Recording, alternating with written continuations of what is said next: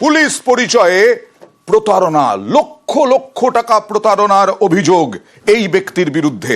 রাজারহাটের বাসিন্দা এই ব্যক্তি গ্রেফতার করা হয়েছে। অভিযুক্ত মন্তাজ আলীকে গ্রেফতার করেছে পুলিশ মধ্যমগ্রামের ভাড়া বাড়ি থেকে। কথা বলবো প্রতিনিধি জিয়াউলের সঙ্গে। কিভাবে প্রতারণা, কত লাখ টাকার প্রতারণা, কার সঙ্গে প্রতারণা? জিয়াউল, দেখো, একদম পুলিশ পরিচয় দিয়ে অর্থাৎ পূর্ত দপ্তরের চাকরি দেবেন বলে আমডাঙ্গার এক মহিলার কাছ থেকে প্রায় 6.5 লক্ষ টাকা নেওয়া হয়। অর্থাৎ সেই মহিলার বুঝতে অসুবিধা হয়নি, তার কারণ তিনি পুলিশ পরিচয় দিয়েছেন, তিনি একজন পুলিশ কর্মী এমনটাও। ফলে সেই মহিলার কিন্তু একটা আশ্বস্ত জায়গায় এসেছিল, ফলে তার কাছ থেকে প্রায় 6.5 লক্ষ টাকা নিয়ে তাকে চাকরি দেবেন বলেছিল। কিন্তু প্রায় দিনের পর দিন তাকে ঘোরাচ্ছিল, কোনো চাকরি তো পাচ্ছিল না, উল্টো তাকে হুমকি দিচ্ছিল, এমনটা অভিযোগ। ফলে তিনি বাধ্য হয়ে আমডাঙ্গা থানায় লিখিত অভিযোগ দায়ের করে এবং সেই অভিযোগের ভিত্তিতে শেখ মন্তাজ আলী তাকে কিন্তু গ্রেফতার করে আমডাঙ্গা থানার পুলিশ। এবং তোমাকে আরো জানিয়ে রাখি, এই মন্তাজ আলী কিন্তু বেশ কিছুদিন আগে অর্থাৎ এই ভুয়ো সিম এবং আধার কার্ড, ভুয়ো ভোটার কার্ড তৈরির অভিযোগেও কিন্তু গ্রেফতার হয়েছিল। ফলে পরবর্তীকালে তিনি জামিন পায়, তারপরে সেই জেল থেকে ফিরে এসে নতুন করে আবার এই প্রতারণার চক্র তিনি ফাঁদেন এবং এক মহিলার কাছ থেকে 6.5 লক্ষ টাকা তিনি প্রতারিত টাকা নেন, তাকে চাকরি দেবেন বলে। প্রতারণা করে গ্রেফতার, তারপরে আবার জামিন পেয়ে আবার প্রতারণা এবং লক্ষ লক্ষ টাকা প্রতারণা, আবার গ্রেফতার।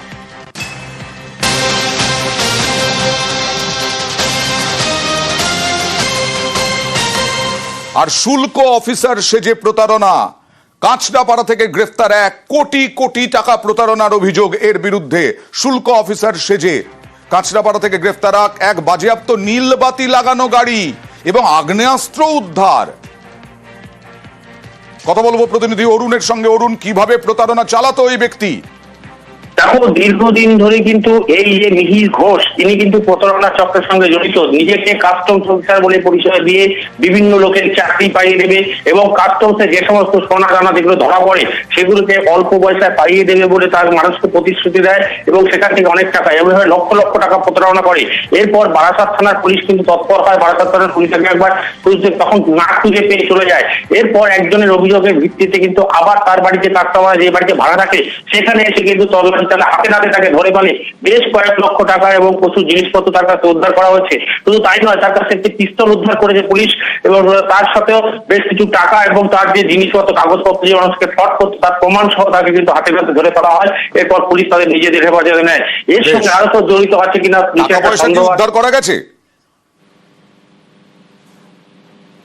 অরুণ, টাকা পয়সা উদ্ধার হয়েছে?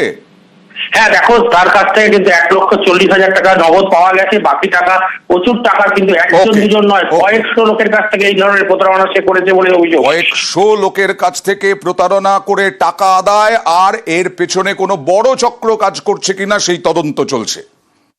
এয়ারপোর্টে কাস্টমের আন্ডারে কাজে লাগিয়ে দেবে এই করে উনি ওনার থেকে টাকাটা নিয়েছিলেন। যেহেতু ওনার ছেলে শিক্ষিত বলে তাই উনি কোনো কাস্টম অফিসার না, উনি এত ফুল ফেক। উনার গান থেকে শুরু করে উনার আইডেন্টিটি কার্ড থেকে শুরু করে সবকিছু, উনি একটা হুডার লাগানো ভাড়া নেওয়া গাড়ি, যেটা আমরা থানাকে হ্যান্ড ওভার করে দিয়েছি ধরে। প্রচুর টাকা ছিল, প্রচুর সোনা ছিল, প্রচুর গহনা এবং আর্মস ছিল। এখন একটা আর্মস পাওয়া গেছে, রিকভারি হয়েছে। হ্যাঁ, সেটা হচ্ছে ইয়ার গান। ওইটা দিয়ে ভয়ভূত দেখাতো এবং লোকের বাড়ি বাড়ি গিয়ে এরকম চাকরি দেব বা দেব, সোনা দেব, এই করে টাকা নিয়েছে।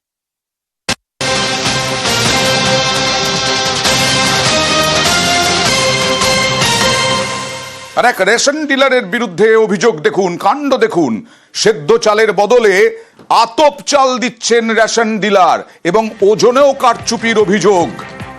জলপাইগুড়ির দেবনগরের রথখোলা এলাকায় বিক্ষোভ। দেখে একটু অ্যাম্বিয়েন্স দেখাবো একটু। তুই চুরি করে চাল বেচিস, তুই আজকেও চুরি করে আটা দিতে পারিস নাই, তুই মেন চোর। আমার চাল দিবি। কথা বলবো প্রতিনিধি শান্তনুর সঙ্গে। শান্তনু, রেশন ডিলারের বিরুদ্ধে ঠিক কি অভিযোগ এবং তারপরে গ্রাহকরা সব ওজনের মেশিন তুলে নিয়ে চলে গেলেন? দেখো এই মাসে কিন্তু খাদ্য দপ্তর যেটা জানাচ্ছেন যে সকলকে সেদ্ধ চাল দেওয়ার কথা রয়েছে, কিন্তু ব্যতিক্রম রথখোলা এলাকা আচ্ছা। বাসিন্দাদের অভিযোগ যে তাদেরকে সেদ্ধ চাল দেওয়ার বদলেই কিন্তু ওই নিম্নমানের একেবারে আতপ চাল তাদেরকে দেওয়া হচ্ছিল। এই নিয়ে তারা প্রতিবাদে সরব হয়েছিলেন। তো এর পেছনে আরো একটা কারণ আছে, কারণ গত কয়েক মাস ধরে কিন্তু এই রেশন ডিলার শুধু ওজনে নয়, রেশনের যে চাল সেটাও নিম্নমানের দিচ্ছিল এলাকার বাসিন্দাদের এবং ওজনেও কারচুপি করা হচ্ছিল। এই নিয়ে স্থানীয়দের মধ্যে একটা ক্ষোভ ছিল। এই নিয়ে তারা কিন্তু আজকে যখন রেশন ডিলার গ্রামে রেশন দিতে আসেন, দুয়ারে রেশনের প্রক্রিয়া শুরু হয়, সেই সময় কিন্তু রেশন ডিলারের সাথে প্রথমে তর্ক বিতর্কে জড়িয়ে পড়েন। তারপরে রেশন ডিলারকে ঘেরাও করে পুলিশ এবং খাদ্য দপ্তরের আধিকারিকরা গিয়েছেন। খাদ্য দপ্তরের আধিকারিক নিজে স্বীকার করেছেন যে এটা ভুল করেছেন এবং ঠিক করেননি। সুতরাং এই ঘটনায় তদন্ত হবে, দেখা যাক তার বিরুদ্ধে কি পদক্ষেপ করা হয়। বলছে আজকে আতপ চাল দেওয়া হবে। তা আমাদের কাছে খবর ছিল যে এই মাসে সিদ্ধ চাল দেওয়া হয়েছে। তো উনি বলছে সিদ্ধ চাল যদি নিতে হয় তাহলে 7 দিন পর দোকানে গিয়ে নিতে হবে। আর এই যে স্লিপটা এত নিম্নমানের স্লিপ যে কালিটা খুব বেশি হলে 2 দিন থেকে 3 দিনের মধ্যে উঠে যায়। যেহেতু দেওয়া হবে না তাহলে মোবাইলে ছবি তুলে রাখি। বলছে না, ছবি তুললেও হবে না, জেরক্স করলেও হবে না, এটাই লাগবে, এইরকমভাবেই লাগবে। 7 দিন পরে যদি দিতে হয় তাহলে ওখান থেকে নিতে হবে, নাহলে না দেওয়া যাবে। আজকে স্লিপ কাটলাম, 7 দিন পরে কেন নেবো? তখন উনি বলছে নিতে হলে নাও, না হলে যাও। আমি কি করতেছি, আমার মাল যেহেতু শর্ট, আমি এই মাসের মাল ওই মাসে যেহেতু মালটা আনতেছি, ওরা দিয়ে দিচ্ছে গোডাউনে মাল, আমার এই মাসের মাল ওই মাসে দিয়ে স্লিপটা কাটতেছি, তাতে সবার রানিং হয়ে যাচ্ছে মালটা। আমি কিন্তু এরকম কোনোদিন করি নাই যে এখানে মাল না দিয়ে বাড়ি দিচ্ছে। হ্যাঁ, সেদ্ধ চাল দিচ্ছে। আমার ভ্যানগুলা গেছিলো বাড়িতে, প্রথমে আতপ নিয়ে আসছে, অনেকে স্লিপ নিয়ে বাড়ি যায়, তো তখন আতপ থাকে দেই, তারপরে আরেকবার আসছে তখন সিদ্ধ নিয়ে আসছে।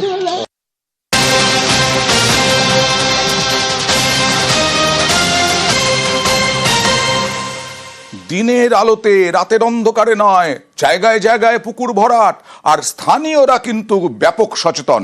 আবার রাজারহাটে পুকুর ভরাট, আবার রাজারহাটের বিষ্ণুপুরে পুকুর ভরাট, আর এই পুকুর ভরাটে প্রতিবাদ জানাচ্ছেন স্থানীয়রা, স্থানীয়দের হুমকি দিচ্ছেন প্রমোটার, এরকমটাই অভিযোগ উঠে আসছে। কাজিয়ালপাড়ায় পুকুর ভরাটের অভিযোগ, প্রমোটারের বিরুদ্ধে পুকুর ভরাটের অভিযোগ, প্রতিবাদ করায় স্থানীয়দের হুমকির অভিযোগ। কি অভিযোগ করছেন দেখুন।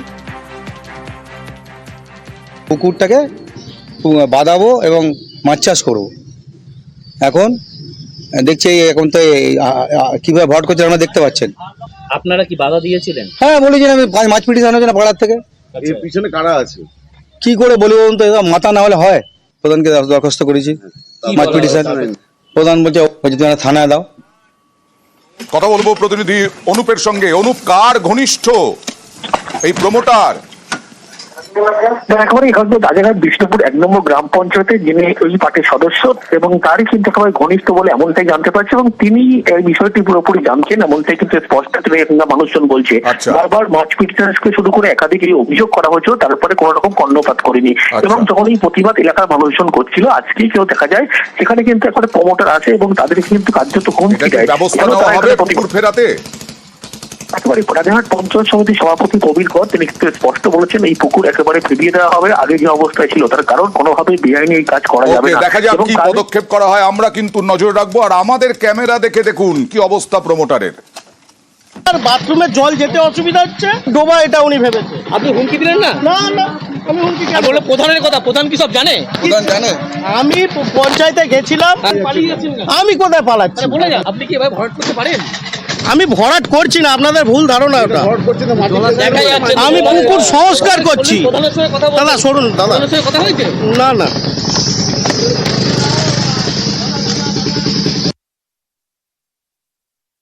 এখানে কোনোভাবে জলাশয় ভরাট করা যাবে না, একদম নিশ্চিত। আমাদের স্ট্যান্ড এটা। বারণ করা শুনুক না শুনুক, যদি না শোনে আমি নিজে আইসিকে এখনই বলছি, উনি ওখানে কিনে হস্তক্ষেপ করবেন। আর যদি ভরাট হয়েই থাকে তখন প্রয়োজনে আমরা যদি বন্ধ না করে প্রশাসনিক যে কোনো ব্যবস্থা আমরা কোনো সমর্থন করা যাবে না।